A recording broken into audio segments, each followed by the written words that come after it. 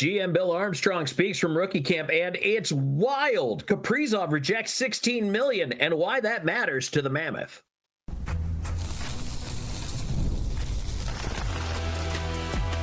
You are Locked On Mammoth, your daily podcast on the Utah Mammoth, part of the Locked On Podcast Network, your team every day. Hello, everyone, and welcome in once again to Locked On Mammoth. I am veteran NHL voice Tom Callahan. She is longtime team analyst Robin Leaño, and together we are the dynamic duo that brings you Locked On Mammoth each and every single day. Thanks for making us your first listen when it comes to the Utah Mammoth hockey team. Day one of rookie camp today. We're going to talk about General Manager Bill Armstrong, what he had to say. We've got his comments coming up. We'll have reaction to those. Plus, it's wild. Kirill Kaprizov rejects $16 million a season for 8 years, $128 million. We're going to save our outrage for some later segments, but also tell you why that's really, really important to the Utah Mammoth. But Robin, let's start off with the rookie camp side of things because, look, the season's here. Hey, we're going now, right? There are Mammoth jerseys. They're out there on the ice, and we're getting closer. It's inching closer. I love it. We were seeing new practice jerseys. Players are hitting the ice at the new Southtown practice facility for the first time. Everything's coming, Tom, and it's a great time. Yeah, this is absolutely going to be an awful lot of fun. It's something that we get to look forward to and something that we have an awful lot of fun with. And you know what? The best part about all this, at the end of the day, is simply the fact that, you know, as it gets closer, the anticipation gets better. We get into some games, then we get into training camp, then we get into some exhibition games, and it just keeps ramping up for us. So there's the excitement. But I want to get right to GM Bill Armstrong. We're going to play his reaction because I thought there were several things that he had to say that were impactful as far as what he's looking for, some of the players, the onus, the spotlight, and all that. So we're going to talk about that. But before I do, today's episode brought to you by FanDuel. Download the FanDuel app now by visiting FanDuel.com and win $300 in bonus bets if your first $5 bet wins. Without further ado, here is GM Bill Armstrong. Bill, rookie camp starting up. There's a rookie showcase. What's the goals and what you want to see out of this group over the next 5-6 days? Well, there's some impressive prospects there, and it's not too often that you have that many first-rounders actually going to a rookie camp. So it's exciting to kind of see the Daniel Boots of the world and the Simashevs and the Koboduens and the TJ Ginlas coming in here, fighting for a job. It's exciting times, and I think you can sense that when you're in the meetings with those guys. Like they're hungry to come out here and make an impression, and this is the first step. A lot of those kids come in the summer and say, hey, I want to make the team, and well, this is the first step to do that. It seems like Simashev's been spending a lot of time with Sergachev, hikes, karaoke, that type of stuff. What's that relationship meant from your side of things to have someone there to transition him to this type of hockey? It's a good question because, sometimes when you come over here, it's not only playing at the National Hockey League level, it's getting accustomed to the cultures and everything about it. And Sergey's great for him. He's a great mentor. He's a great role model for him. And so you couldn't ask any better to help him transition from playing over there and now coming over here to play in the National Hockey League. He's a big piece of and help him transition hopefully a little easier. TJ Ginla is now fully healthy. What do you expect to see from him, and where do you want to see him improve his game? Well, it's been a while since we've had an opportunity to kind of view him. We're really excited. We've watched him bomb around here for the last couple of days, and he's got a little bit of fire in his belly, and he's eager to prove. So I'm looking forward to seeing him, show us what he can do scoring-wise and playing-wise, and see if he can come in and make our team. You mentioned some of those rookies. How many realistically could make that team? Well, I'm not taking dreams away from anybody, so I'm not a dream stealer. So I don't know to answer exactly how many, but I think that's the goodness of our club right now and where we are as an organization. We've got 6 first-rounders that sit outside our team, and they're all capable of making the team. So it's going to be exciting times for us. And, you like to see as a GM, you like to see that compete out of the young guys coming to camp and the young legs, the excitement. They still believe that they're Santa Claus and that there's and that's the greatness of what they do. How healthy is competition for this group, especially where you're at in the growth period for this organization? I believe it's a huge part of our organization right now, just because of the simple fact that there's so many unknowns, and there's a lot of talented kids that sit outside our team that they want a seat at the table. What do you want to see from Maverick Lamoureux during this training camp? What will it take for him to push for a spot, I guess? Yeah, he came up, obviously, with us at the time, desperate times called for desperate measures, and you would have liked to seen him play some more games underneath his belt before he came over. He did a phenomenal job when he played for us in the National Hockey League. We'd like to see more of that. He's big, he's long, he's got to bring a physical presence. He's got to be able to move the puck clean up here, and just really be a great shutdown D for us. If he can do that, all the other things are a bonus, but he's got a chance. Does it feel like go time finally? It's like just waiting for it. It's just, we're excited about this year. We're excited about seeing our kids and our team. So it's just, next step, and it's coming. So we're, just watching the guys on the ice. There's some talented hockey players. This is, like I've said, this is the highest compete we've ever seen coming to camp with our guys, and this is going to be an exciting training camp. How do you feel about Duda's progression since, entering the system? He's good. There's not many people that go to the American League, have that type of year, put on 10 pounds of muscle. He's probably one of the hardest working kids in our organization. He got into a bad situation where he wasn't allowed to play in the North American hockey. We got that resolved, and he came back last year, had a heck of a year in the American League. He's going to push too. Caleb obviously got surgery, but he's on the list being here this week. How's he doing, and what does it mean to just have him here, even if he can't compete for a spot right now? He's a big part of it. He's a cultural guy. He's somebody that's a leader internally, and he's going to help, come to the rookie camp, get a viewing. I think just being around the NHL guys at camp also will help him, just learning the good habits, how hard it is at the National Hockey League, and how you have to compete every single day on your good days and on your bad days. What's his mindset been after having to be sidelined for a little while? Well, I think he went and worked out the day after he had surgery. He's a pretty hungry kid, so he's got that determination look in his eye of disappointment, but don't worry, I'm coming. We saw last year the lack of depth on the defensive side. Yeah. Has that been improved this year? Yeah, it has. We've added a ton of depth, and I think just with Sergachev coming in, Duda pushing, Lamoureux pushing, and then Nick DeSimone coming back into the mix along with the 6D we already have, there's some really good depth there. I don't believe you can ever have enough good D, and the way the game's played at the speed, there's a lot of injuries. You need really 7 good D. So I believe that there'll be some young kids that push for position, and I like our depth, not only there but also up front.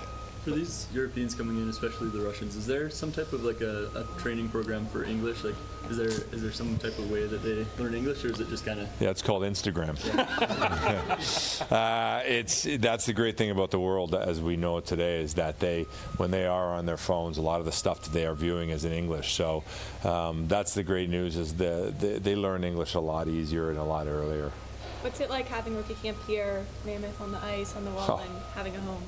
Well, as I told the rookies as I dressed them, I said, timing's everything. You came in at the right time to kind of experience this, and this is a great thing for our organization. To be an elite organization, you have to have an elite training center, and we do, and we are very fortunate, and there's not a day that goes by that we're not grateful for it. It's truly a special place, and Ryan Smith and Ashley Smith and the SCG, they crushed this. 13 months ago, we were standing here, and Ryan was explaining his vision, and we were all looking around going, really? And here it is. It got it done. So this is big for an organization, and just the NHL players.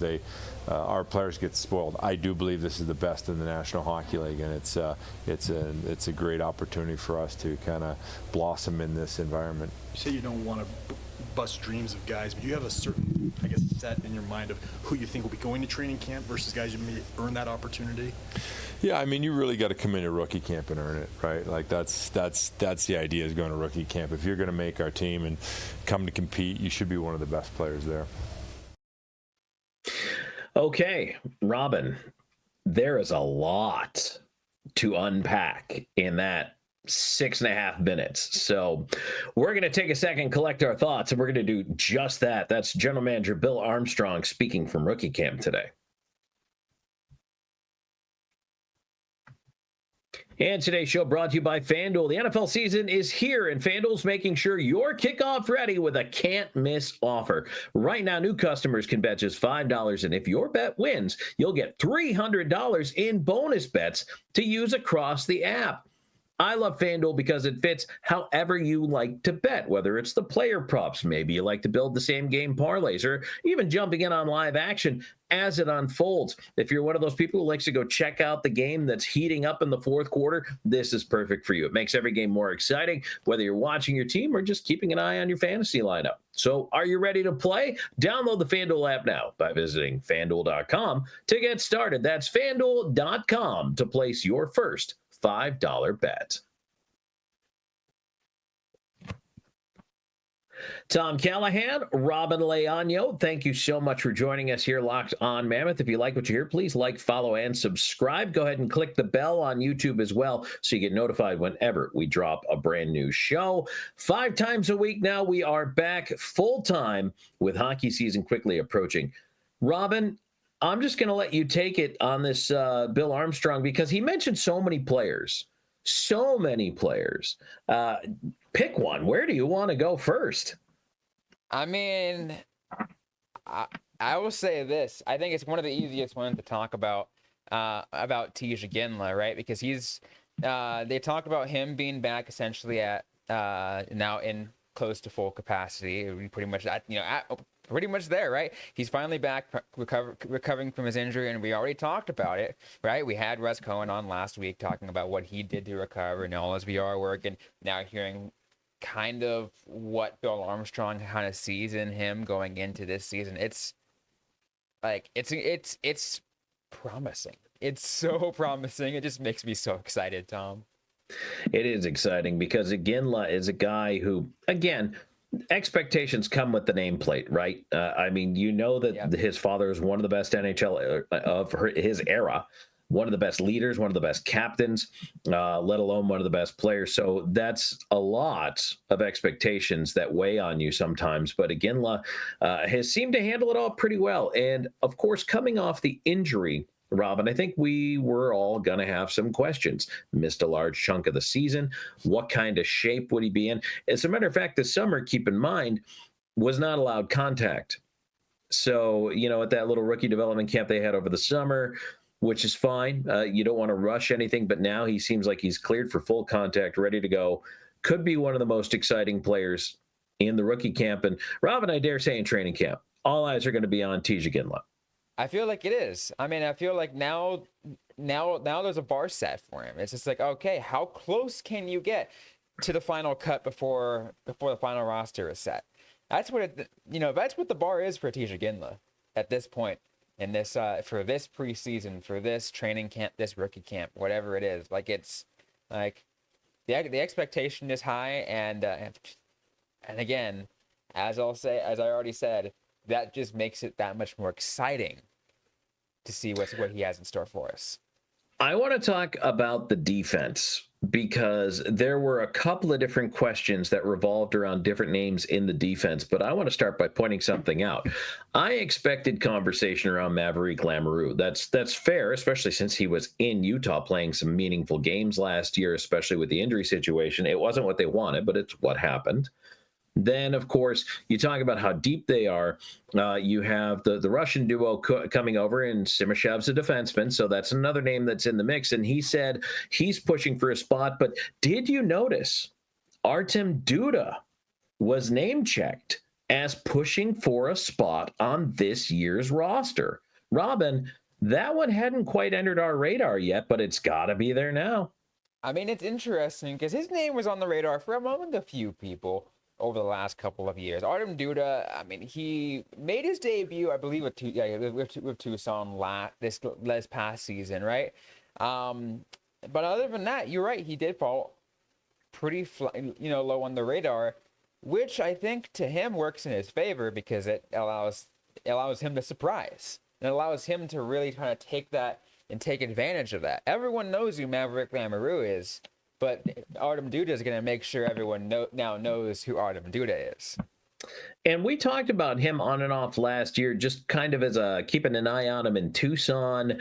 Was not one of the names when they did need to call some people up. So you kind of wondered, okay, where is the player in his development? But it seems like, for whatever reason over this summer, that GM Bill Armstrong really believes in his ability to push, along with a guy like Lamoureux, who I thought showed himself to be quite capable at the NHL level last year. So that was a pleasant surprise. Well, yeah. Among everybody else too, right? He joined the club last year. Oh, yeah, it was a bad time, but so you've got to like that defensively for this team, knowing that you've got these guys pushing, and of course, then Sergachev is you've been excited about for a very long time. Yet another player that, and this is why the rookie camp is so important for people who are watching this video. You're like, why do we care about the rookie camp? Are these guys even going to be here? It seems to be that's the case. It seems that a lot of these players are going to fight for a roster spot, and it's crazy because you and I kind of had this notion that we already had the line set up, and it seems like it's going to be pretty close to being set, which 99% yes, but there's like one, maybe two spots that can be up for grabs. And any one of these players that we're talking about can do it, whether it's the forward or the defenseman. Like we talked about with Sergachev, and another one, Cole Baudouin was also name checked in that talk. And you guys actually commented on yesterday's episode that I was out for, and Tom took solo. Where some of the comments I read, it seems that Cole Baudouin is flying low on the radar by a lot of people, and he's not being talked about as much, but it seems that there's also a level of excitement surrounding what he can do. I absolutely am excited to see what his impact will be in these rookie games coming up and potentially in camp as well. And of course, 6 first-round picks that I talked about in yesterday's episode, named everybody who's a first-rounder that's going to be here. Robin, one of the other things I thought that was interesting, the most recent first-round pick, not really a surprise update by any means, but again, just kind of reiterating that, hey, Caleb Desnoyers had wrist surgery over the summer, is rehabbing, is working his tail off, wants to get in there. I love how Bill Armstrong said, well, I'm not a dream crusher, right? I'm not a dream killer. He's like, I'm not going to kill anybody's dreams of making the team. But I think that we can kind of look at Desnoyers and say, it's going to be a while before he's back to 100% full strength. We had talked about late fall, maybe even December. So let's temper that. What's amazing, though, is that he's still at camp. Right? Sure. He's at camp. He's not doing any on-ice activity stuff. Because, again, he's very limited in what he can do. But he's there taking in the knowledge so he can train. Like, that takes some incredible amount of just willpower by a really young guy to be able to just go in there and just take everything in like that, and not being able to play and not being able to do all the drills. Like, I know you probably want to be out there, you probably want to fight for a spot. Anybody who wants to get in the NHL wants to fight for a spot and try to prove their worth, but it takes a level of willpower to know your limitations and know that, hey, you know what, might not be my time now, but it will be later. I thought it was really interesting, too, that Bill Armstrong said, hey, the day after he had surgery, he was working out. So, I mean, that tells you about his motor right there. Mm-hmm. Wants to make an impact, wants to be a player that people look at and go, wow, all right. Just think about this for a quick second. The last 2 top picks for Utah, have had, when it comes to dealing with injury, have had this level of commitment to making the NHL.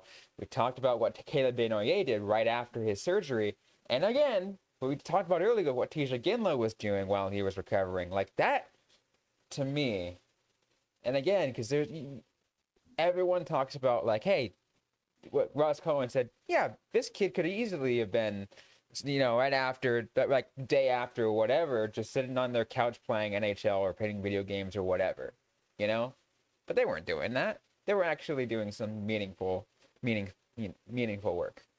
Yep, and that's something to be excited about for sure if you're a Mammoth fan. And then, of course, the showcase, Robin, of the brand new practice facility, and like Bill said 13 months ago, this was a dream and a vision for Ryan Smith, and now it's a reality. Can we just appreciate for one quick second, Tom, how quick they put all that together? Yes. Like, that's it. Like, It is absolutely incredible seeing, like, the quick turnaround we talked about for this team, one, but also getting a practice facility that is and could very well be one of, if not the best practice facility in the National Hockey League.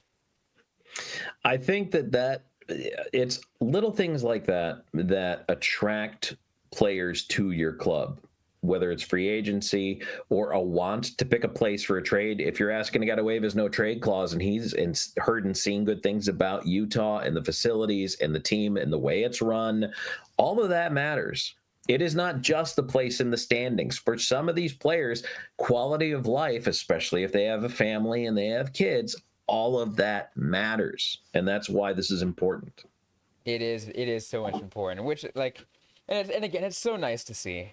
Like, that we're able to see that as a setup, one, and then it's a good thing to set up for the players, but also two, that, like, we're able to focus on the good, we're able to focus on these good things, you know? Yes. Love focusing on that stuff. And you know what? It's looking better and better for the Mammoth as they grow in Utah. Absolutely. 100%. Now we have to get to a wild topic. Kirill Kaprizov has rejected $16 million a year for 8 years, would make him the highest paid player in the NHL. $128 million. He said no. Why does that matter to the Mammoth? Well, we've got some thoughts on that. And today's episode is brought to you by Monarch Money. Most people can't name all of their financial accounts or even know what they're worth, whether it's 401ks, properties, or investments. And when you just don't have the full picture, you can end up leaving money on the table. That's why there is Monarch Money. It's an all-in-one personal finance tool that brings your entire financial life together in one clean, easy-to-use interface, on your laptop or on your phone. Monarch is built for people with busy lives. If you put off organizing your finances, Monarch is for you. It does all the heavy lifting for you, so you can link all your accounts in minutes, see clear day-to-day visuals, get smart categorization for your spending, and finally feel in control of your money without ever touching a spreadsheet. And I'll tell you guys right now, I'm a busy person. I work like 4 jobs, essentially. And sometimes I don't even pay attention to what I'm paying for because I'm just so busy. I don't even see this. I don't see that. Monarch Money really helped me put everything together. I actually got a chance to get a whole visualization of everything together in one aspect. And I realized, oh, I'm spending way too much on this. This is not a problem. I can get rid of that. It really made me help clean things up for me. So don't let financial opportunities slip through the cracks. Use the code LOCKEDONNHL at monarchmoney.com in your browser for half off your first year. That's 50% off your first year at monarchmoney.com with the code LOCKEDONNHL.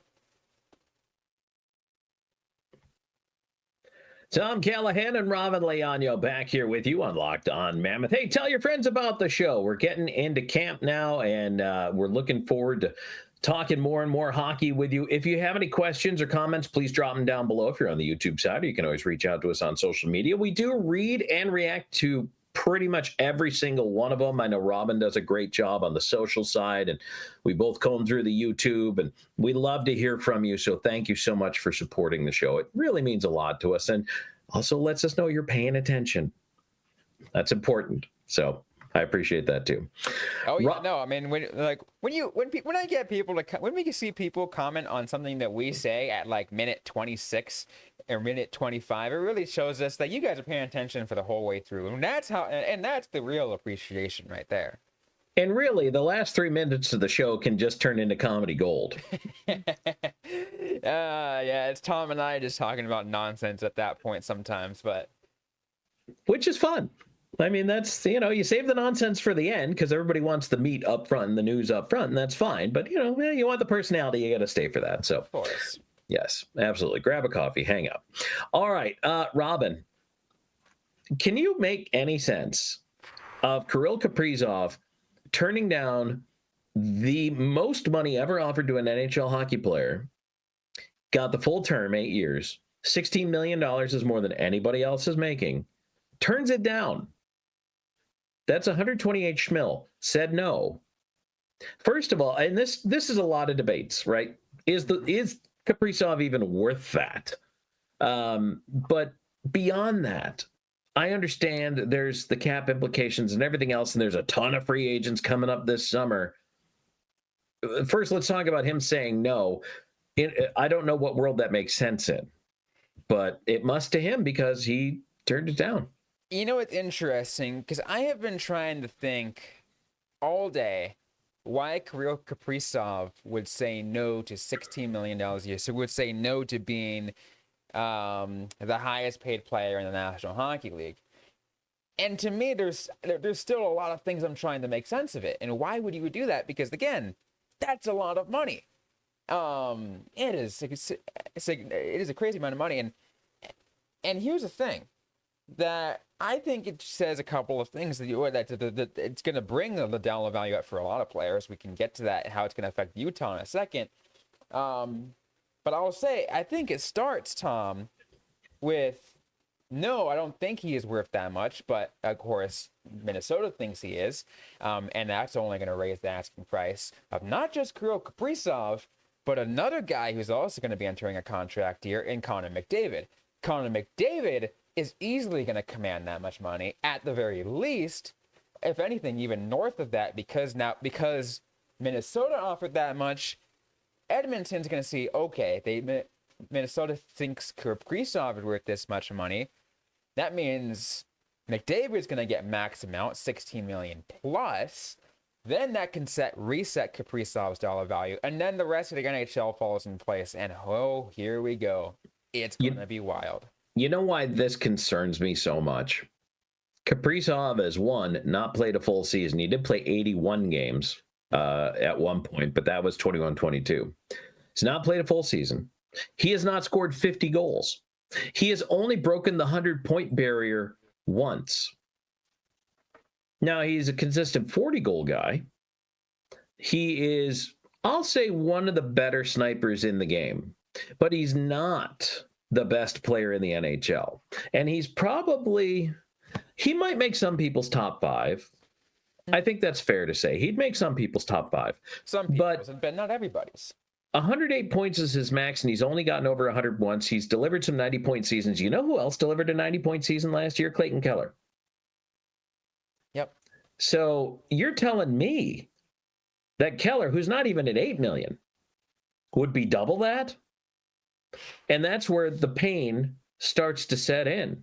Because Logan Cooley, Robin, every time we speculate on the cost of this contract, it goes up and up and up.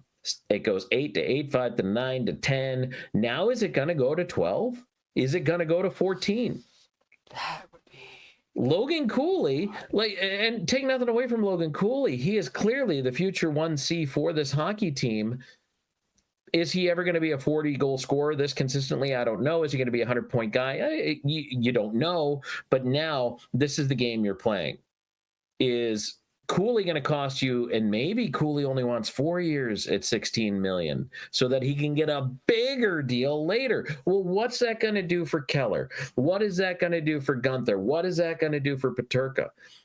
Down the road, you may have to shed some of these guys and the guys coming in behind them once you're out of their ELCs. What about the Beauwins and the Ginlas and Desnoyers of the world? This is ridiculous. I mean, yeah, we already know that the cap is projected to keep going up by a pretty significant chunk every year. But even then, again, that is still a huge chunk of salary. And again, that's what like 20% of your salary cap? And it's a prediction, Robin. It's not a guarantee. You're right. Let's take a look back a few years ago. And again, COVID really, the whole pandemic and everything that happened in the early 2020s messed everything up. Yes. Right? Because it was like, we were probably supposed to be at around like $110 million cap right now. But we're not there because it was a flat cap in the early 2020s. Because what happened was there was less revenue. Right? There could be a scenario where the NHL hits a wall in revenue and the salary cap doesn't go up 1 year, or it doesn't go up as expected. And maybe, let's say it's $95 million this year. Maybe this year NHL revenue takes a dip. It's not as much as they expected. And all of a sudden, salary cap, instead of projecting 105, it only goes to let's say $100 million, maybe $99 million. That's a significant chunk less than what you expect. And now all these teams are dealing with another issue that they have to shed cap elsewhere. And if Utah falls into the trap of this because of what Kaprizov is trying to ask for, or even or rejecting a contract of that kind of value, it's going to set things really at a tailspin.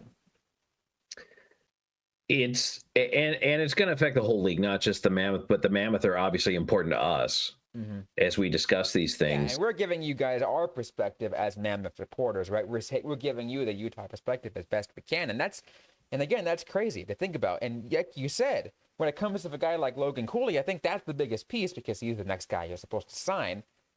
Did Logan Cooley, Robin, just become a $12 or $14 million player because of Kaprizov saying no to 16? It's possible. It is possible. I think that's a scenario that could very happen, like I mentioned earlier, because he said no to 16, so McDavid takes like higher amount, right? Because of that, then Kaprizov, let's say, takes like 16.5 or whatever it might be, whatever the max you can take is at this point. I think it's what is the max at this point? 18? What probably? Yeah, it's like 20% of the cap. Or sorry, 10%. So around right? So 20%. 20%. Yeah, 20%. So around 18 million. So around 18 million is the highest a player can go right now. If let's say McDavid goes that high, then Kaprizov ends up getting like 16.5, 17 million because that's what that's what Minnesota was trying to fight for, and to see if he got a denial at 16, that sets up for potential go higher. Then Logan Cooley goes higher because Logan Cooley, we've talked about, is we're looking at comparables, right? We're looking at comparables for contracts, and in the same year, an agent's going to use those comparables to their advantage when it comes to negotiating for a player. Logan Cooley could very well be around 11, 12, 13 million dollars. That's scary to think about. You know what's going to make this even crazier? And Robin, you know where I'm going to go with this. I'm sure a lot of people do, but if you don't, what happens if Connor McDavid goes to the market? What happens if McDavid decides not to stay in Edmonton? What if the bidding is open? That's going to blow it all up. It's going to blow it all up. And he would be probably the most sought after free agent in history. This is why, Tom, and this is why I'm saying, because we're talking about the scenario where Kaprizov's contract hinges on McDavid's contract. This is why Utah needs to be as proactive as possible and sign Cooley now. Take his phone. Don't let him watch TV, listen to the radio, or talk to his agent.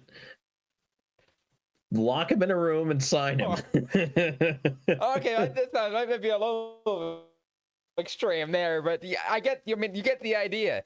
Sign him now, because we don't want to have to run into this kind of issue. This is where it gets into pure chaos. Sign him now, lock him in again, and we've already talked about the kind of length that we're looking for here. I really foresee a long-term, quote, long-term bridge scenario for Logan Cooley, because he can bet on himself later, right? He can get, $18 million later, whatever it might be. But if you can get him at around, let's say, $9-10 million at 5-6 years, that's the ideal. That's the ideal right there. Yeah. Yeah, and again, I'm just going to reiterate, and this is the reality. I'm not making this up, okay? I am not creating a panic. I'm telling you that if Clayton Keller were on the open market right now and Kaprizov, who's a 95-ish point guy, says no to 16 million, that means he thinks he's worth more. That means Clayton Keller, if he puts up a couple more 90-point seasons, is a $16 million player. It starts there, it trickles down from there, and I know Ryan Smith wanted to spend, but eventually you bump up against the cap. And that's why it's so important for teams to hit while they're in their window. What happens to the whole of NHL in this scenario? Because all of a sudden, now you can't afford your players. And Bill Armstrong is reasonable. He's smart. he won't put himself in an untenable situation, but let me tell you, half the GMs in this league absolutely will. So for a lot. Oh yeah. you just first of all, Mammoth fans, be thankful your GM's smart. That's huge. But second of all, maybe you can take advantage of the chaos, but at some point, players are going to become unaffordable for every team. Not every team will be able to hang on to their core as long as they have. That's the end result, Robin, is right there. Let me lay it bare for you. The end result is teams will not be able to hang on to their core for as long as they have in the past. And it's crazy how, like, we're there because just 10 years ago, we were in a different world. Yeah. Right? Yep. And I don't begrudge the players the money. If someone says you're worth it and I'll pay that to you, then you're worth it and you get paid. So that's not the player's fault. But there's only so many dollars to go around. So this is going to be interesting. I think what we're going to see the next couple of years is a crazy reset on the high end, especially after this next summer. We're going to see a crazy reset. But then everything's going to have to trickle back down. Water's got to find its own level. So that means the low-end players will end up probably making less. That's the other kind of knock-on effect from that. Be a bigger discrepancy, yeah, because again, like we're waiting into like the salary cap is only going up, projected to go up by a certain amount every single year, right? Next year is supposed like this season, like I said, is 95.5. For next season, it's projected to be 105, and then it goes up to like 110 or 115, right? But again, as you talked about, Tom, those are projections. In an ideal world, okay, that's fine. But what happens if it doesn't meet that benchmark? What happens to these teams and to the cores? What's next? And again, as you talked about, what we're going to end up seeing is we're going to see more players essentially making league minimum. It could come down to that. It really could. And it'll be certainly the haves versus the have-nots. And what's going to end up happening? I mean, yeah, CBA was just agreed to, but who's to say the NHLPA can all of a sudden is like, okay, wait, hold up. We don't like what's going on here. And all of a sudden, they don't report the camp. And all of a sudden, what? Like... There's a lot of things that could happen, too, if you think about it. There could be unrest within the PA itself. You know, some of the lower-earning players might really feel that they're not being taken care of, which has happened in the past. Mm-hmm. A lot of times the PA looks out for those high-level, high-dollar earners. They want to get them their max money, but they kind of forget about the little guys. I think they've gotten better at that, but it could be another thing. Robin, this is a whole nother show. We're bleeding into a whole nother show, but it's so important to talk about because it could become a huge issue. It could become this could become something crazy, absolutely crazy. And we're going to keep, our finger on the pulse of it all over the next couple of weeks, because whatever happens in Minnesota will definitely trickle down to the rest of us. And there's no guarantee that Kaprizov even bothers to sign anytime soon. He may get into camp and say, you know what, it's time for hockey. I'll worry about it in the spring. And again, as I said it just a few minutes ago, I'll say it again, which gives Bill Armstrong the opportunity to sign Cooley now. Yeah, if Cooley's agent wants to wait too because of what Kaprizov does, that's going to start scaring me, which he might. But if you can get it done, get it done. Yes. So this is a crazy twist in the salary cap saga, and we will keep you posted on it. Robin, if folks want to reach out to us with comments, where can they find us over on social media? On social media, just about everywhere. You can find us at Locked On Mammoth, at Locked On Mammoth. And again, that is just about everywhere you can find us. You can find me personally, mostly active over on Twitter/X at Robin with the Y _LEANO. You can find me on Blue Sky at Tom Talks and on Twitter at Callahan on Air. We very much appreciate you being here, and lots to talk about, lots more coming your way the rest of the week. Thanks for being a part of Locked On Mammoth.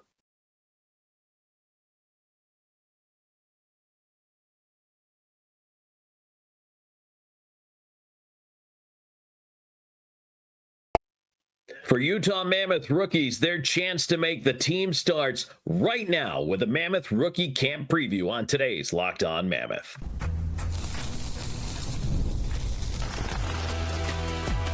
You are Locked On Mammoth, your daily podcast on the Utah Mammoth, part of the Locked On Podcast Network, your team every day.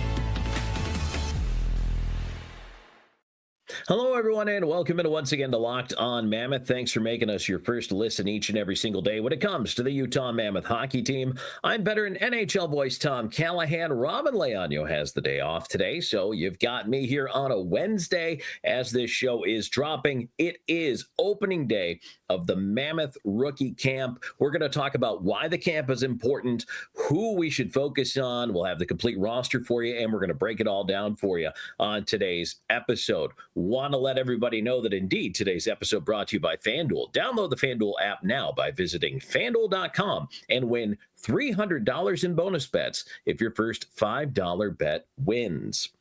So looking forward to training camp? Well, it all starts really today. Rookie camp kicks off, and this year I'm going to talk about the structure of rookie camp a little bit for you.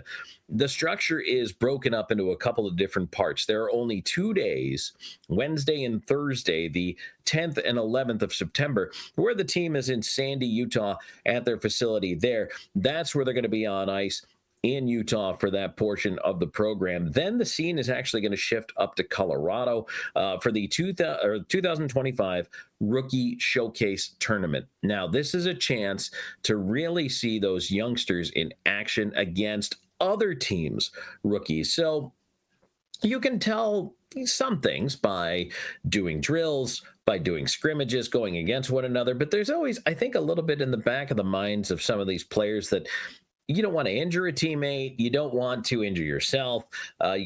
Going all out, I think, even when it is a 3-on-3 against your own teammates I just think it's a little different. So when you introduce competition into the matchup and you play against, in this case, they'll play the Colorado and the Vegas rookies, and I'll give you the schedule for that here in a minute. That brings up the intensity quite a bit. And that is really what we're looking forward to here. I cannot wait to see how these teams prepare and then are able to go against one another here. And just, you like to get a good sense of what players can do in a game situation. And these are going to be full-on game situations. So this is not going to be, we're doing a 3-on-3 tournament or we're doing short lines or anything like that. No, it's going to be formatted like a real game. You're going to play 5-on-5. If they go to overtime, it'll go 3-on-3. If it's still tied after overtime, you go to a shootout. So this is as real as it gets. And you're going against the best of the best for the other team's rookies as well. So you have a chance to not only make a name for yourself, but also for your team. And you get to build up a little bit of the rivalry along the way. We just did an episode yesterday on rivalries, and we got some great responses out of that. I think a lot of people are still carrying a torch for the Ducks, which I think is fantastic. But Vegas and Colorado are two of the teams that we talked about. Those are going to be the two opponents in this showcase tournament in Colorado. So here's the schedule for that. Friday the 12th, Utah is going to be technically the road team at Colorado. So what does that mean? Well, they're all playing in the same facility, but the reason you want to figure out who's home, who's road, line changes, being able to switch ends, all those things that would, if they do make it to a shootout, getting to pick your shooter, all that stuff that are the benefits and privileges, if you will, of a home team. They will be the road team. Utah's the road team against Colorado. 6 p.m. Mountain Time on Friday the 12th. Saturday the 13th, they play again. This time, Utah will be considered the home team as they take on the Vegas Golden Knights rookies. That is at 3 p.m. Mountain Time. So again, Friday the 12th, 6 p.m. Mountain Time, Utah's at Colorado's rookies. And then Saturday the 13th, 3 p.m. Mountain Time, Utah is the home team against the Vegas Golden Knights. But it is all at the same place in Colorado. It's a little rookie tournament they do, a little shootout showcase, and it's going to be an awful lot of fun to track that. So this is the real McCoy getting underway for these guys. So a lot of the rookies, and I'm going to show you the roster in a little bit, but a lot of the rookies, number one, the first thing you want to do is make a name for yourself. That is the most important thing you can do, is stand out. This is your chance to show off how you've improved in the offseason, how your game has elevated itself. And when players are drafted, even the ones drafted this summer, they meet with team representatives. They're given a game plan, and they are given a specific workout plan. They are given skill development to do. It's almost, and if you will, it's homework for players. If you want to think of it like that, you're assigned a checklist, A, B, C, and D. Okay, you want to pass the test? Now is your first chance here in rookie camp. Some of these players, I think it is understood, are a little further down the pecking order, and that they will get a chance to make their impact here if they can, but not necessarily expected to be breakthroughs this year. Some of these players, I dare say, there's an expectation on them in rookie camp. You want to see some guys come in and be as dominant as they can, and the pressure is on these younger players. This is the first place. If you want to make the Mammoth opening night roster, this is probably the first spot where you're going to be able to impress somebody. So there's 27 players coming to camp. I'm going to put the roster up here. For those of you on YouTube, you'll be able to see this, but for those listening in, I will read the roster off for you. The 27 players breaks down as follows. There's 15 forwards, 9 defensemen, and 3 goaltenders. And I'm going to talk about each group. And the goaltenders are kind of an interesting case here because they are all on amateur tryout agreements. I'll talk about that as well. The forwards, Owen Allard, Maxim Barbashev, Cole Baudouin, Daniel Boot, Caleb Desnoyers, Coster Dunn, Carson Harmer, Tisha Ginla, Michael Kunch, Sam Lipkin, Julian Lutz, Mikko Matika, Noel Nord, Jack Ricketts, Gabe Smith. Defensemen, Artem Duda, Terrell Goldsmith, Ludwig Lofton, Maverick Lamoureux, Thomas Lavoie, Max Sinichka, Dmitry Shemishev, Graydon Strohak, and Viti Vaisnen. The goaltenders are Ivans Kufterins, Stepan Shurigan, and Andrei Stebacek. So the goaltenders I want to talk about first because they are all on what they call amateur tryout agreements, meaning those ATOs are, if you've heard PTOs, professional tryout agreement, amateur tryout agreement, you're bringing these guys in to get a look at them. They're not signed. They're not your property. They're not under contract, but they could be in the future. If you like what you see, it's actually pretty critical for the goaltenders to be able to make an impression here if they want to stick with the Mammoth organization. So while none of these players are appearing in your prospect pool heading into rookie camp, maybe they are impressed with one of them enough to want to take a longer look, maybe sign them, maybe at least bring them to camp if they can, or keep them in mind for the future. Or maybe they impress and they end up going somewhere else. But so I tell you that to say I don't think the focus of this camp is necessarily going to be on the goaltenders. I think there's going to be some players we're all interested to see as far as what they can do and how they're going to be able to develop their skills here at the NHL level, playing against not only one another, but as I mentioned before, those different rookies in the showcase. And look, the pressure is going to be on the 6 former first-round picks. Now, Caleb Desnoyers, we know he had wrist surgery, so I'm not entirely sure what, if anything, he's going to be able to show us at camp. So this summer, the Mammoth sat down with Desnoyers and were comfortable enough to draft him. And that's one thing that GM Bill Armstrong went out of his way to say, look, if there's a player with a medical concern, we, meaning the Mammoth, will be as thorough as they can to make sure they're comfortable with whatever that medical concern means. So in this case, it meant surgery. And as we found out in hindsight, Desnoyers played all of last year basically with bad wrists. Still had an amazing season. I mean, wow, phenomenal, knowing now what I know, that he actually was doing it injured. So that's crazy to me. But again, having the surgery, electing to have the surgery, the recovery period, some guys are faster than others, but it's going to remain to be seen what he's going to be able to show us in the first part of the season, if anything, through rookie camp, development camp, and into training camp. So I have kind of low expectations there. he said his goal would be, boy, if I could make the team, I'd love to make the team. The surgery is kind of, I think, put that on the back burner. He's probably not going to really be someone to consider for this year's team. However, of those 6 former first-round picks, okay, so he's the one from this year.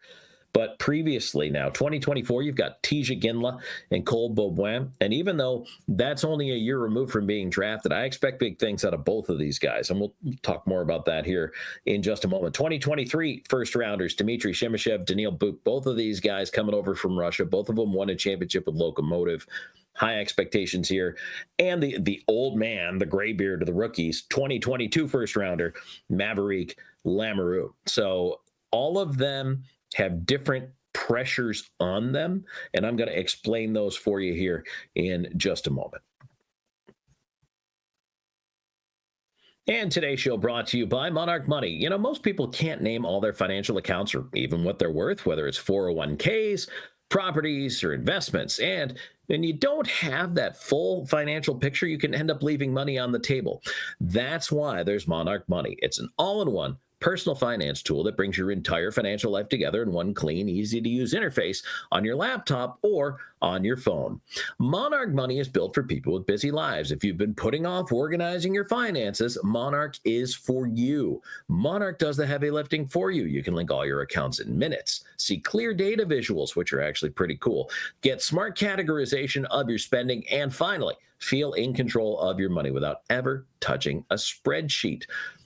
Maybe you're wondering where your money's going. I know a lot of us think, geez, I feel like I should have more at the end of a paycheck. I don't know where it's going. You're not saving as much as you thought. Well, Monarch helps you notice an inefficient investment allocation. It helps you discover forgotten 401ks, maybe from past jobs, helps you maximize those investments, increase your savings rate. There's so much it can do. And if you've got a partner, Monarch is geared for that, to have a family setup, a partner setup. A lot of these budgeting apps are just for one person. This goes beyond all that. Don't let financial opportunity slip through the cracks. Use our code LOCKEDONNHL at monarchmoney.com in your browser for half off your first year. That's 50% off your first year at monarchmoney.com with code LOCKEDONNHL. All right, carrying on here on the Locked On Mammoth podcast. Feel free to reach out to us. Our social media handles are at Locked On Mammoth, just about everywhere you can find us. You can find me on Blue Sky at Tom Talks and on Twitter at Callahan On Air. If you like what you hear, please like and subscribe. We're back to 5 days a week now. Robin will be back with tomorrow's show as well. Carrying on with our Mammoth Rookie Camp preview. Now, I already talked about why this is such an incredible first impression chance for everybody who is on that 27-person roster. It is their chance to come out and impress. Now, some of the names we've seen before, some of them we know before. A couple of these guys have played NHL games. Maverick Lamoureux is one of them. And I'm going to start talking about him. The pressure for, I know I say older, tongue-in-cheek older. How much older is this guy, really? Not much. But the point is, he's still coming to the rookie camp. But Lamoureux has played games in the NHL, has played in the American Hockey League with the Tucson Roadrunners.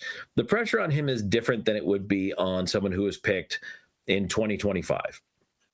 And I think that's the important thing to recognize, is everybody's playing for a different reason, a different impression. Not to say that Tija Ginla doesn't have a shot or Cole Beaubouin doesn't have a shot at making this year's team. Sure they do. If they come in and they are clearly NHL ready and they force themselves into a spot on the roster, guess what? That's a problem NHL GMs love to have.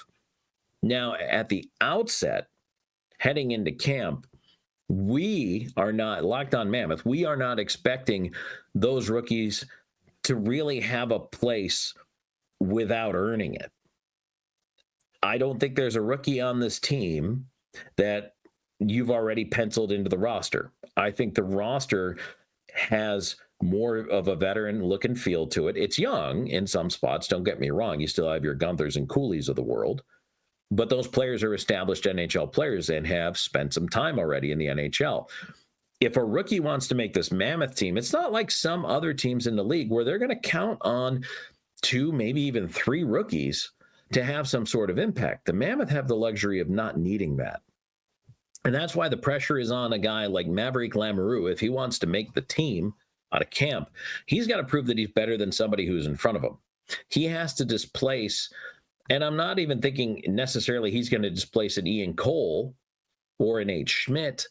And it doesn't do you any good to have him as your 7th D, because then he's not playing. And you'd rather have a youngster playing and developing than sitting either in the press box or maybe only getting, if they do dress 7 defensemen, which sometimes they do in Utah, 5-10 minutes a night? That's not helping.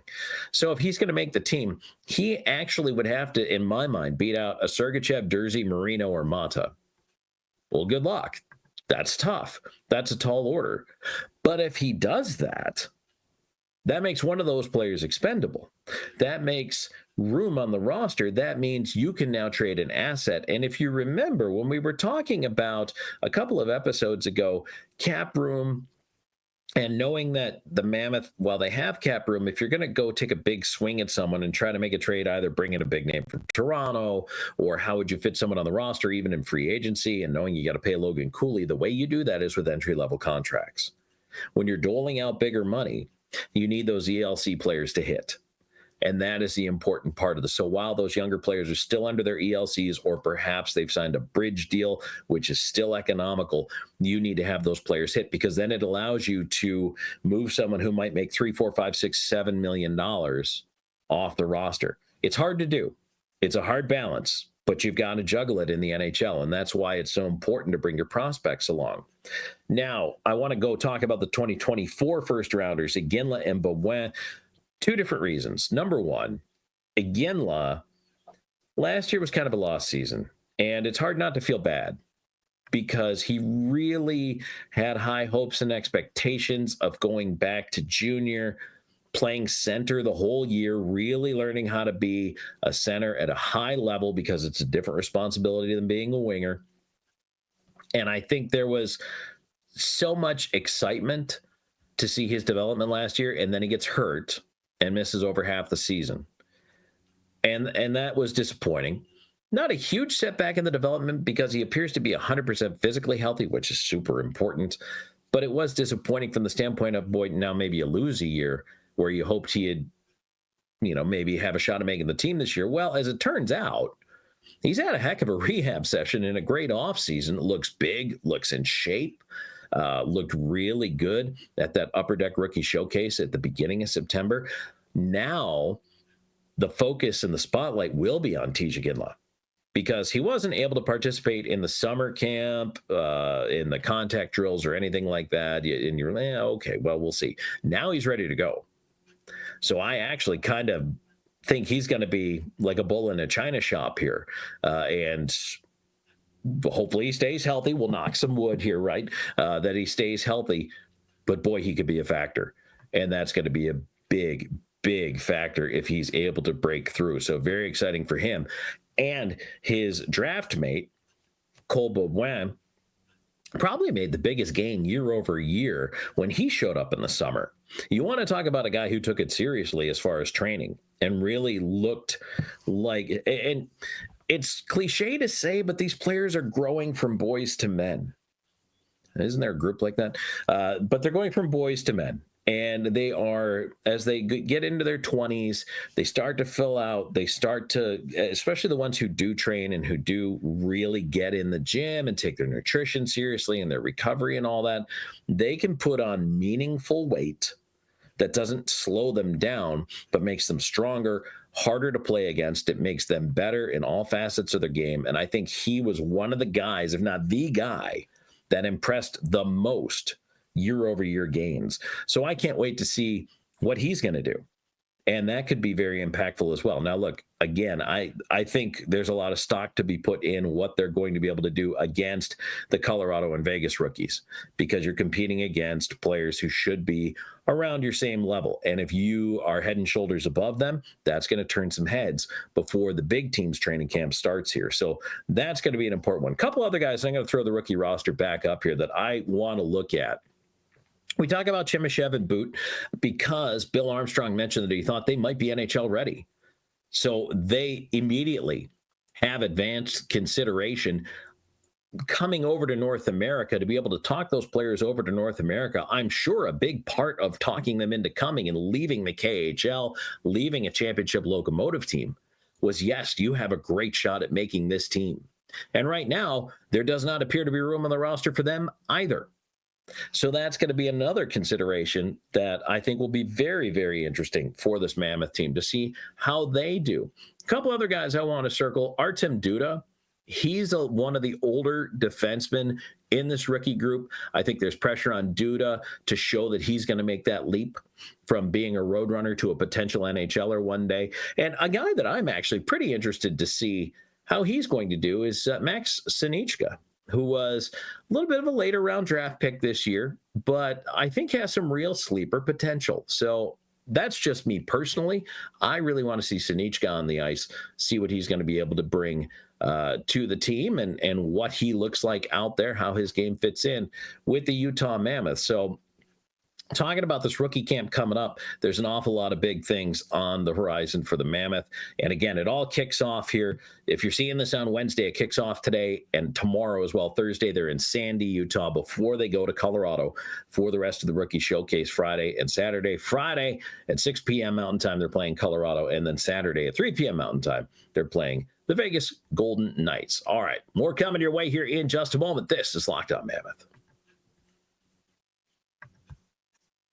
And today's show brought to you by FanDuel.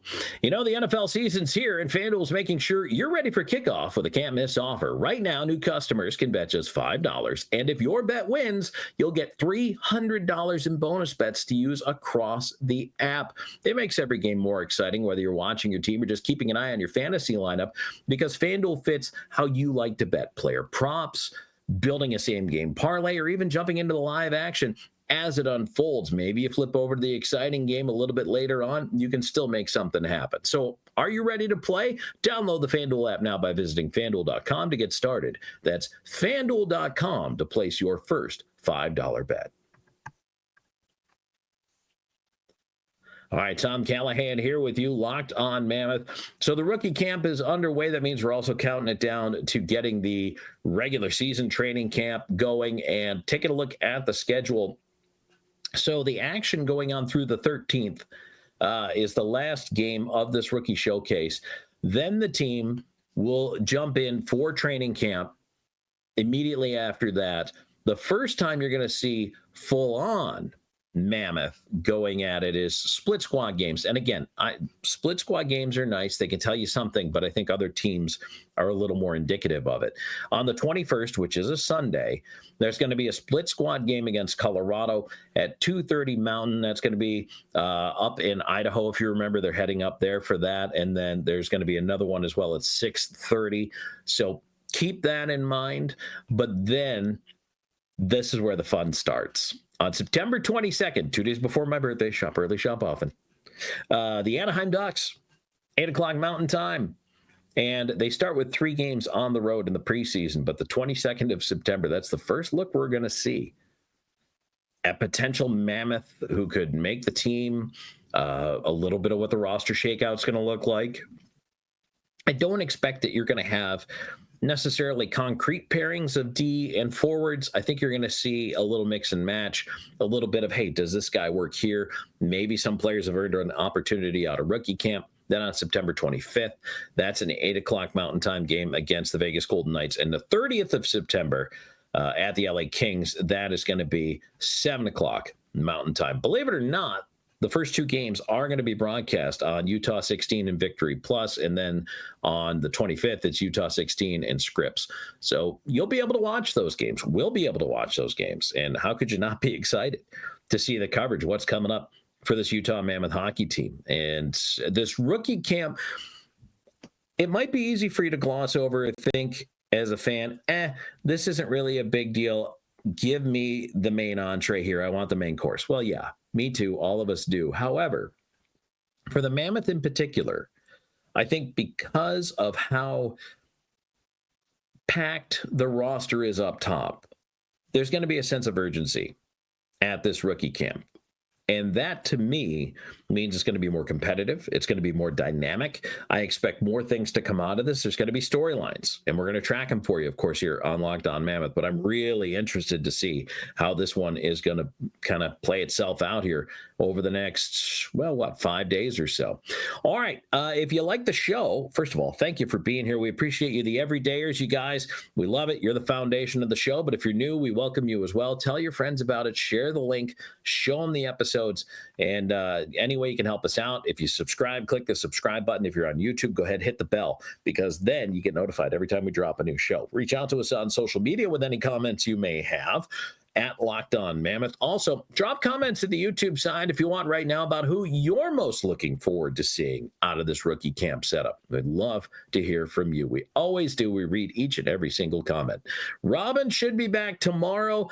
I'm Tom Callahan. Thank you so much for joining us here and being a part of Locked On Mammoth.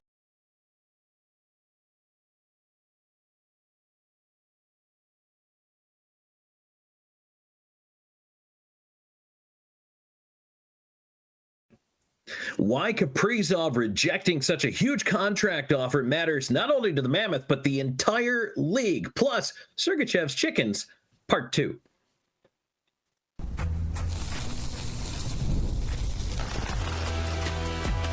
You are Locked On Mammoth, your daily podcast on the Utah Mammoth, part of the Locked On Podcast Network, your team every day.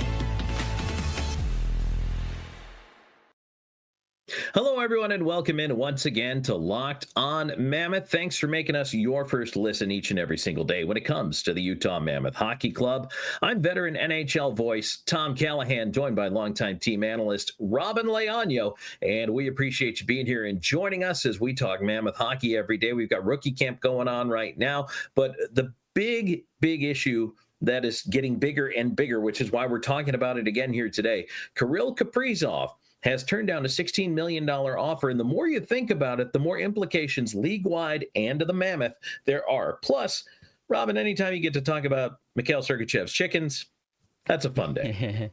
It's always a fun time. But I'll start off by saying, Tom, like some of you might be saying, Robin, Tom, you already talked about this yesterday. We did. But this is a whole bigger issue when talking about Kirill Kaprizov. Right, because we kind of talked about how it will affect the Mammoth and how based off of contract negotiation and numbers, but even beyond that, there's still a whole lot of other aspects, underlying issues that are involved with Kaprizov turning down this contract. So let me lay it out for you. Reasons you should care as a Mammoth fan. 1, the Wild are within the division, so that's a reason right there. Number 2.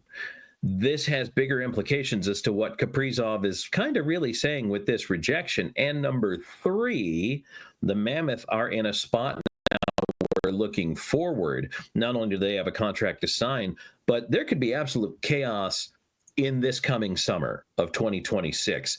And it's going to affect everybody in the league, including the Mammoth. But Robin, number 1, starting with the Minnesota Wild being in the division, to me, and we talked about this before we hit the air here. The more you think about this isn't about the money, is it? No, it's not about the money. It very well seems that Kaprizov and his agent just have zero faith in what the Minnesota Wild are building right now. He just says, hey, I don't think you guys are going to be winning. I want to win. That's what he said. That's what it's saying.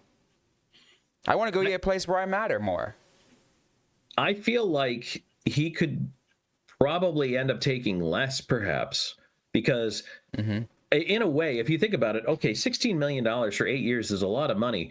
But what is your motivation as a player? Are you just there to get paid? Well, okay, great. You can just stay there and get paid in 8 years. But by turning down, number 1, that term, and number 2, that dollar value, I think what you're really saying is you're kind of planting your flag in the soil of, I want to win. I want to win a Stanley Cup. And to your point, Robin, not believing in what is there right now or the vision of the future to want to be there for 8 straight years.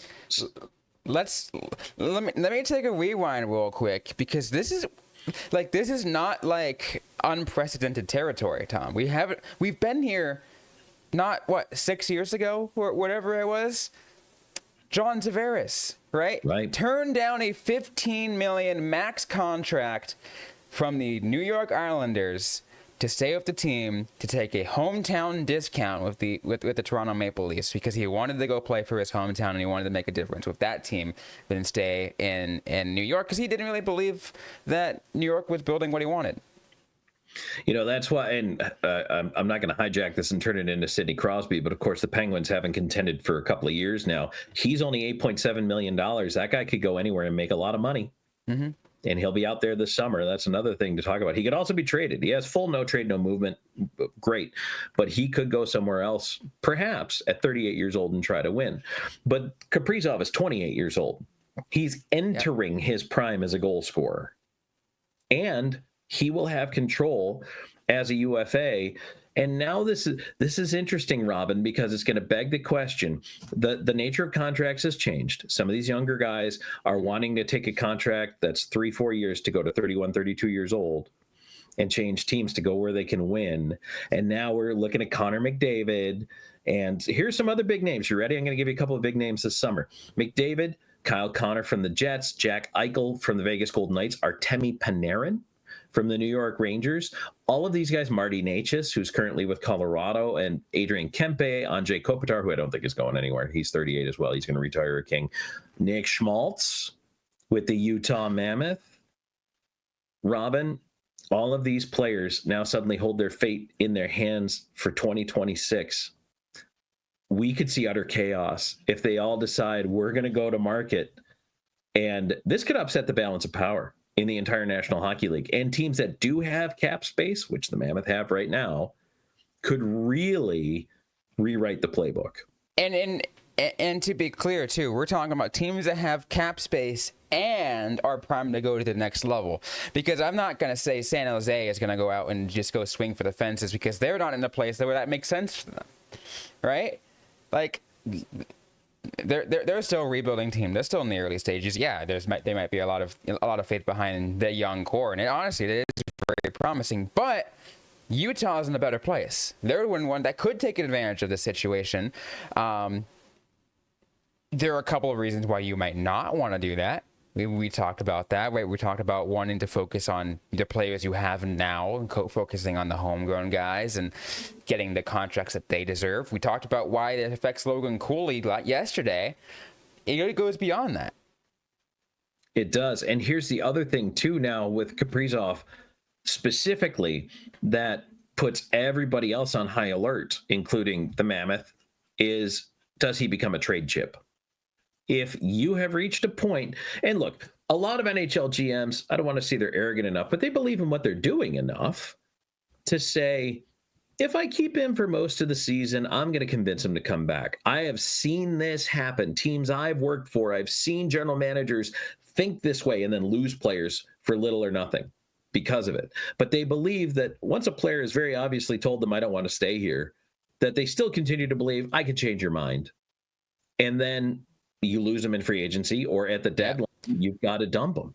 What ends up happening is we see a situation where, and you're right, a GM will say, hey, I can change their mind. And what they'll do is they'll try to build and try to bring in players to build around them, saying, hey, look, I got this guy for you. I'm bringing in this. Like, we are going all in for you. And this guy still goes, that doesn't matter. Like, I still don't like what you're doing. I'm still leaving. And all of a sudden, that team is now in cap hell because they all of a sudden bought so much just to keep that one guy. Even though the other guy's leaving, they're screwed. And we've seen Minnesota go down that road, get themselves in cap jail before with the buyouts of Parise and Suter. So it's kind of interesting. It's just really wild to see, no pun intended, to see how Minnesota has injured itself when it comes to the money side. And again, that matters because they're in the division. And this is a team that I already thought might have taken a step back anyway. Apparently, Kaprizov agrees with me that they might be taking a step or two backwards, or at least not going in the right direction. But Robin, if Kaprizov becomes available also and could become a really sought-after rental, do any of the other players become sought-after rentals? And here's where it wraps all back into the court of the Mammoth. What does GM Bill Armstrong do with this? Does he try to then bring a player into a new situation with a pretty new practice rink and a beautifully renovated arena and a charged up fan base and give him a 3-month audition? Does that happen? Because any one of those players that I talked about a moment ago, I think takes this team from playoff contender to cup contender with the growth of the supporting cast around them. I think they're that close. If and again, if Veg is the player he's supposed to be, if the defense stays healthy, there's a bunch of ifs. But I think that one player could elevate. Look, if you drop Connor McDavid onto the Utah Mammoth roster, how are you not talking about them with a chance at the Stanley Cup? That's how deep they are. But they don't have that one player. And that's kind of what's setting them apart right now from, yeah, they're going to make the playoffs, in my mind, to, yeah, they can make a run and do some damage, go 2, 3, 4 rounds deep. Interesting thought. You know, Tom, let's spitball some ideas of how, let's say, of something like a scenario that could very well be a case. And again, this is just spitballing and just hypotheticals that we can do, but we're going to do that right after this. Today's show brought to you by Monarch Money. You know, most people can't name all their financial accounts or even what they're worth, whether it's 401ks, properties, or investments. And when you don't have the full picture, you can end up leaving money on the table. That's why there's Monarch Money. It's an all-in-one personal finance tool that brings your entire financial life together in one clean, easy-to-use interface on your laptop or your phone. Monarch is built for people with busy lives. If you're putting off organizing your finances, Monarch is for you. Monarch does that heavy lifting for you. You can link all your accounts in minutes, see clear data visuals, get smart categorization of your spending, and finally feel in control of your money without ever touching a spreadsheet. You can maximize your investments, you can increase your savings rate, you can easily review your finances. Importantly, with your partner, Monarch is built to have someone else there with you. It's not just a personal app. It is built for you, your partner, your family, or your financial advisor as well, keeping a clear view of your financial health week to week and long term. Don't let financial opportunity slip through the cracks. Use our code LOCKEDONNHL at monarchmoney.com in your browser for half off your first year. That's 50% off your first year at monarchmoney.com with code LOCKEDONNHL.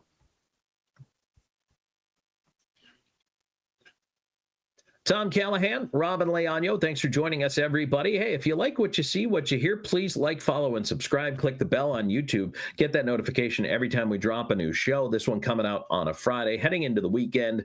The NHL is buzzing about Kirill Kaprizov turning down 8 years, $16 million, which is unprecedented. Would have made him the highest paid player in the NHL. Robin, we already talked about reasons that this may have happened, but now you want to enter an ideation phase here. What are you thinking about? Because I saw before we hit the break, I saw your look. Your wheels were turning.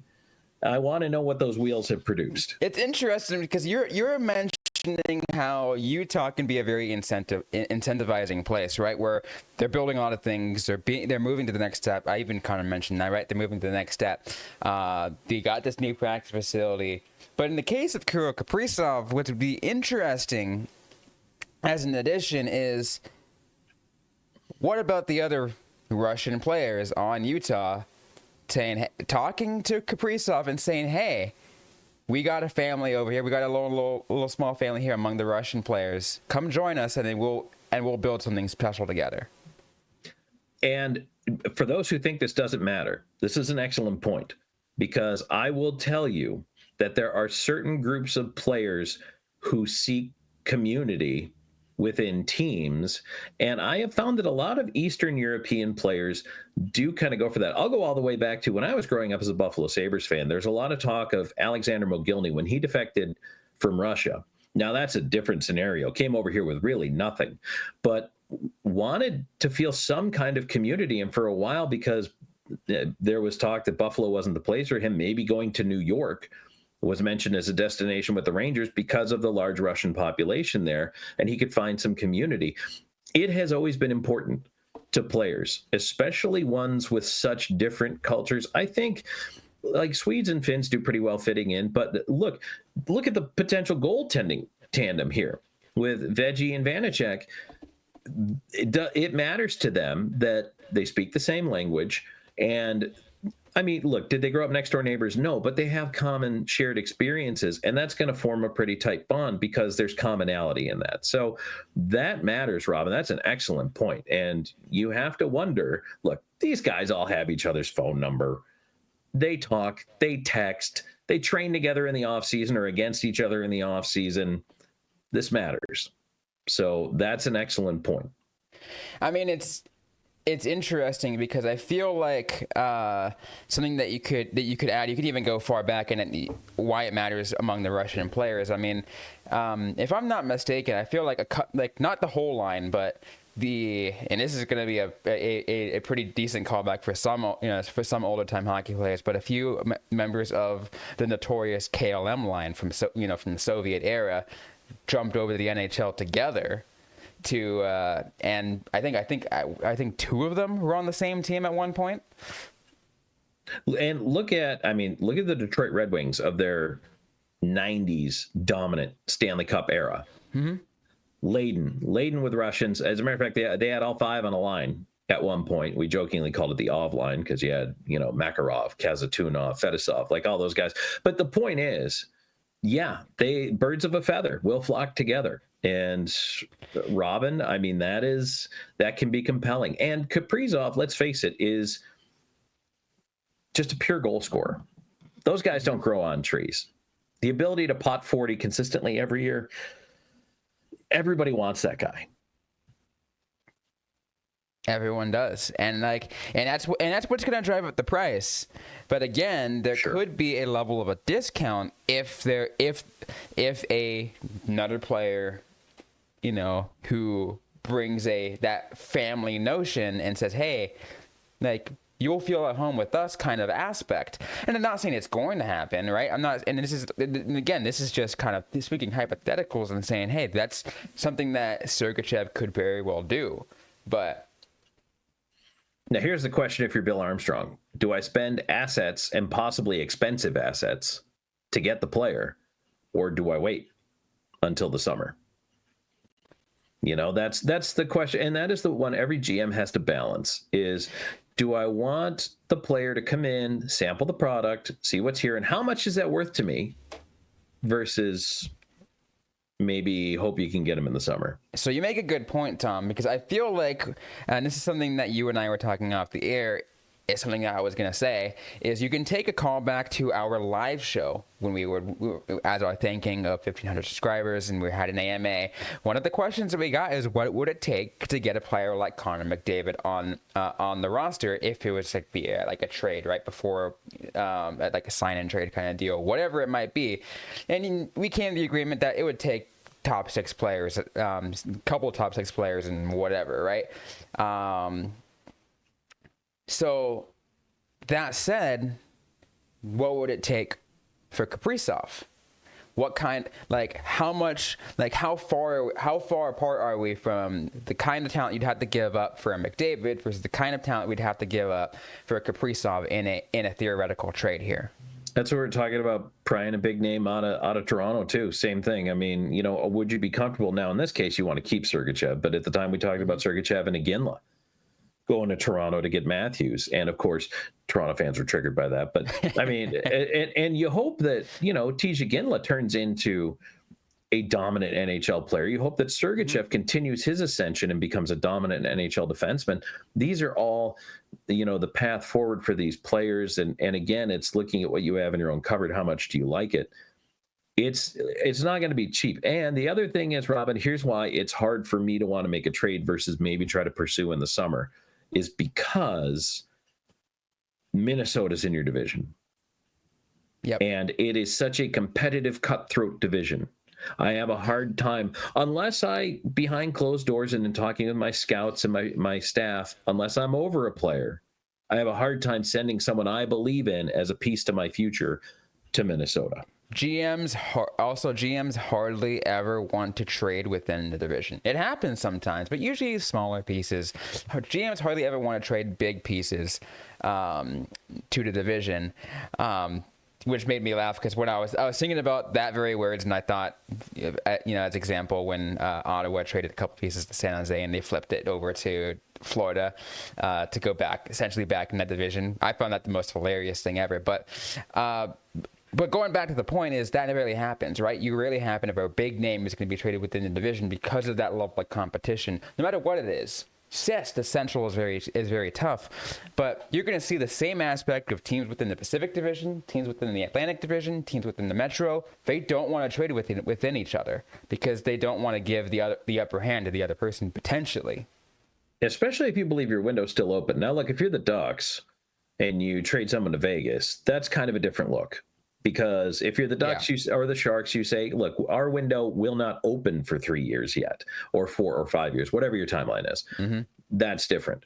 But if you both, the window is open right now for Minnesota, for Utah. I think every team in this division thinks its window is open, including Nashville. Chicago's really the only one that hasn't opened the window yet. So 6 out of 7 teams, that's crazy. But that's the reality of the Central Division. So it's also a reason why, Robin, I don't know that we see that kind of action. But boy, doesn't it put a lot of pressure on GMs with players with expiring contracts? It puts a lot of pressure on them. So, yeah, it's hard. You don't want to lose a player for nothing. But you also want to keep them.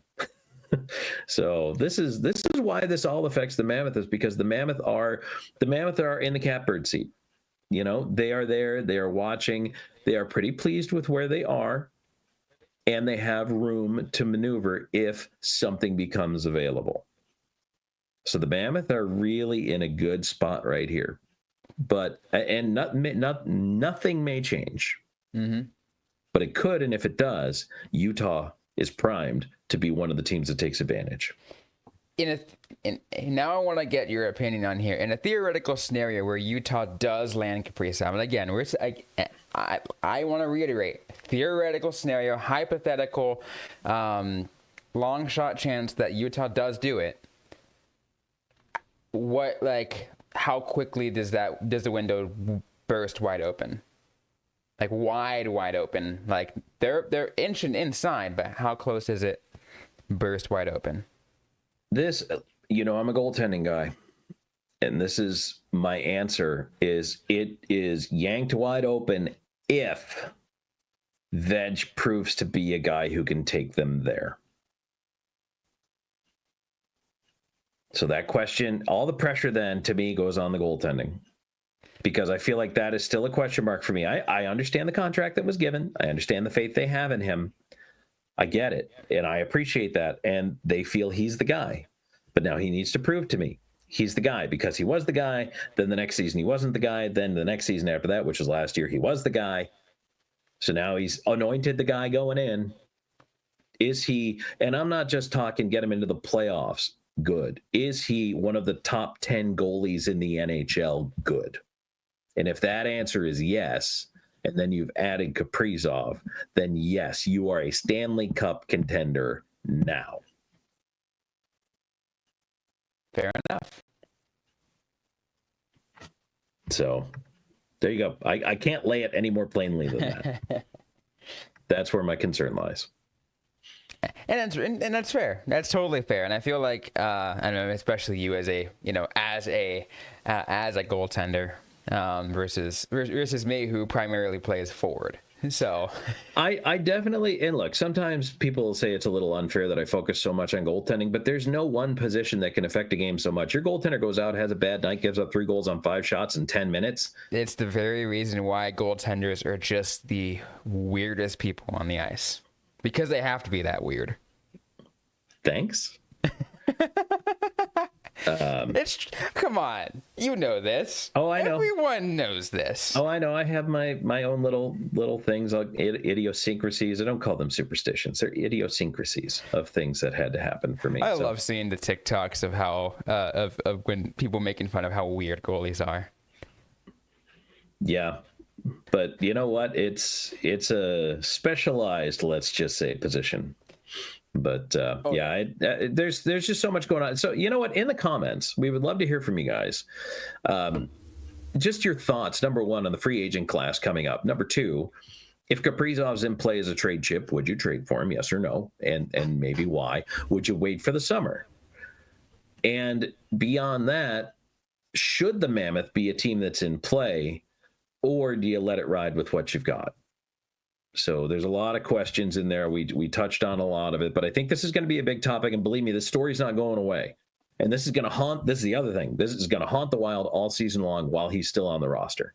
Even if he just comes out today, Robin, and says, you know what, I don't believe in it. I don't want to be here. That's still going to be a storm all season that follows this team. It is. Yeah, it just got a lot hard. I'll be very interested to see what Seth has to say over on Locked On Wild about this. Oh, yeah. And honestly, I encourage you guys to check over his show. I mean, Seth does a fantastic job over at Locked On Wild. Yeah, absolutely. I would be very curious to hear his opinions on this. So, you know what? It's always a good day, Robin. We talk about Mikhail Sergachev's chickens. We talked about it last year. Last season, I guess, is more generous to say. But they're back in the news again, making headlines for a different reason. We'll tell you why. And today's episode is brought to you by FanDuel. The NFL season is here, and FanDuel is making sure you're ready for kickoff with a can't-miss offer. Right now, new customers can bet just $5, and if your bet wins, you'll get $300 in bonus bets to use across the app. I absolutely love using FanDuel because it fits really how I like to play. I can cut those player prompts. I can look at same game parlays, and I can kind of really look for the players I want. Let's say I want to double down on how I feel like my fantasy team is going to do. So I'll do okay. I'm going to put in this much on this on yards, on catches, on whatever I want to do. Plus, it just makes it all a lot more that much exciting when I'm watching my team or just looking at the fantasy lineup. Maybe a mix of both. So you're ready to play? Download the FanDuel app by visiting FanDuel.com to get started. That's FanDuel.com and place your first $5 bet. Tom Callahan, Robin Leaño. This is Locked On Mammoth. Want to say hey to the everydayers, you guys. There's a big reason why you come back here every single day, because we keep talking every day about the important issues, the pressing issues. How's Utah going to win a Stanley Cup? And how is this team going to get their eggs? Robin, can you share with us your thoughts on how this team is going to get their eggs? This is important. I mean... I feel like this, hey, always be relying on Sergachev's chickens. I love this because, so for those of you who don't know, and we did, like I said, we talked about it back in the spring, but Mikhail Sergachev raises chickens and loves the ability to have fresh eggs. And it's funny, a bunch of guys last year were getting their eggs directly from Sergachev, and not that grocery prices have necessarily settled or come back to earth. They certainly haven't. But a lot of the players' wives were very appreciative that they were able to get some eggs from their teammate, who apparently has prolific hens laying eggs. So, Robin, we do know that, as you talked about, actually here, I'm going to bring this all back around to the beginning of the show and the talk of Russian community and how the players like to hang out together, and it's just much easier for them when they have that commonality. Well, apparently, some of the commonality now for Dmitry Simashev is helping to raise and care for and tend to Mikhail Sergachev's chickens. Rookie camp has started, and where is Dmitry Simashev staying? In the Sergachev household. And yes, he, like he said, like in a media availability, he is caring for the chickens, and I love it. I love it. I think it's pretty fantastic. It's like, yeah, come on, you can stay at the house. You have to wonder, is Sergachev over there thinking to himself, yes, someone else is on coop duty 3 days a week now. I know you can't, and certainly you shouldn't haze rookies like they used to in the old days when it was kind of crazy. But now, I mean, what is the new standard? Hey, rookie, go over there and pick up that chicken poop. You know, like it's kind of interesting. Help me get the eggs, or today's your day. You're on egg duty. You've got to gather, and in the meantime, it is a learning process. But it's kind of, you know, it's a fun thing to talk about. It does benefit, you know, the Utah culture, because now they're literally sharing the production of food. It's kind of cool. But I actually thought that when I heard that, I'm like, Sergachev must have planned this ahead of time. He had to be thinking about this. He's like, oh, yeah, let's see if I can get the guys to move in. And in the meantime, I'll just assign them to the chicken coop. So he got one of them. Yeah, and it's nice too. I mean, I feel like the interesting thing is it goes back to what you were saying though about how it's adding to that level of that community with among the Russian players and doing that, and that it could very well be for Dmitry Simashev a way for him to feel more at home. Yeah, he's taking care of the of the chickens, but maybe that's something he enjoys. Who knows? But at the same time, is he's feeling at home because he's staying with a family who gets it. And that's and the team appreciate. And you know what? There's going to be some good-natured ribbing that comes out of that, right? Oh yeah. He's going to take some guff, not only from the other rookies, but a little bit of the players. But then they're very happy when you hand them 6 eggs. So I think that's a great story. And the other thing too is, Robin, this is just fun. Like, we talk a lot of the serious stuff, but it's nice to highlight the human interest side or the chicken interest side of something that is, just a little bit lighter. And look, it's a little bit different. Not every NHL player's got a chicken coop, but that's part of the uniqueness too of being in Utah. What happens, because we used to talk about, these big farm boys going to the big city, and even the Western Canadian farm boys back in the day, like Gordie Howe, how do they adjust to life in the city? Well, if there's a touch of home, let's say you are raised in a farm community and you come to Utah and you're like, boy, I came from a family that raised chickens. Well, now there's a guy on the team that raises chickens. It's just a unique aspect there. It is a unique aspect. I think it's nice. It's, again, as we kind of pointed out, it's nice that level of community is there. Yeah, absolutely love it. So I don't know. I'm interested to see how long this lasts. Like, let's say Simashev makes the team. Does he end up living there for the summer? Remember, famously, this is the most famous example I can think of. Mario Lemieux took in Sidney Crosby. And Sid the Kid lived with Mario for quite some time when he joined the Penguins. Could this be that kind of mentorship? And to go back to the Kaprizov discussion, does that then become more enticing? It's like, oh, hey, everybody's taking care of their own here. And I don't know. We see that all across the league, right? Yeah. We'll see like some kind of veteran or maybe even a retired player bringing in a rookie and taking care of them and making sure they get everything they need in their new home. I'll be interested to see how this is all going to play out. But you know what? In the meantime, it's fun for us to talk about. It's fun for you guys to talk about as well. We have a lot of things coming up. Robin, we're kind of putting this at the end of the episode. We will have an episode to talk more about this once we actually get it going. But you and I, we decided a little fantasy hockey challenge this year, right? Oh, yeah. Fantasy Hockey Challenge coming our way. We're going to create a league. There are more details going to be coming. And if you think you have what it takes to beat Tom and I in a fantasy hockey league, we invite you to accept the challenge and join the league once we post the link and post the invite to it all. We're even going to tell you which Mammoth players we think are worth taking on your team when we get around to that. Now, look, I encourage you, if you're really into fantasy, follow the Locked On Fantasy guys. They're really good. They are going to go in depth and help you set up your roster and your team and all that. You're still not going to beat us. That's fine. So you're all playing for third place. So now just know that. Now, of course, there will be a cap of how many of you guys can join, because again, right, we can't have like a 30-team fantasy hockey. It'd be insane. But we'll decide what the cap is and we'll let you know. Yes. So absolutely. Be sure to get on it if you want to do it, because who knows how many people are interested here.